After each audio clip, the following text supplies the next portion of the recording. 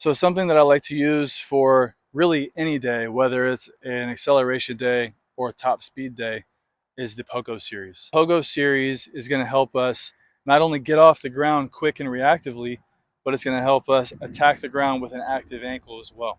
A lot of times what you'll see in these drills are athletes tend to toe down and they have a very soft landing like this. Okay, so you'll notice the toes are down, and when we talked about toes down before, anytime that toe's down, the ankle is going to have to collapse before it's able to then push again. However, if that ankle is active as it's making contact with the ground, if we're here, it's already at its end range or very near, and now you can get off the ground immediately. So the less collapse that we have during top speed and acceleration, now that's time saved on every single step in any given rep. There's really three heights that I like to use. I go low, medium, and high. I go in place, moving forward, and I'll even rotate the body position from time to time to build all four directions on the pogos. Again, when we spring up, I'm gonna pull the toes up, and then right before I hit the ground, I'm gonna initiate just a solid stiff ankle contact and bounce off the ground. So I'm here. We're gonna go low pogos first.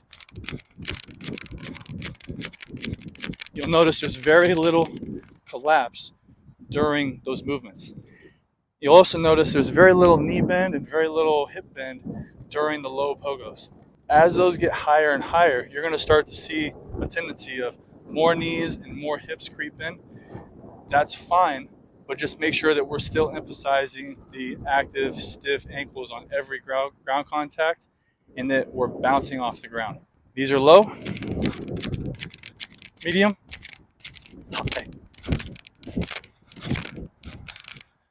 So you can use these in place, moving forward. You can move laterally, backward. Just use them creatively to, again, build that stiffness, and hopefully if we do these enough, we'll start to build some qualities and some elements that carry over to top speed sprinting. So again, the goal with these is to build ankle stiffness and limit collapse when we're sprinting. And the more that we can limit that collapse, the more time we'll save, the faster we'll go.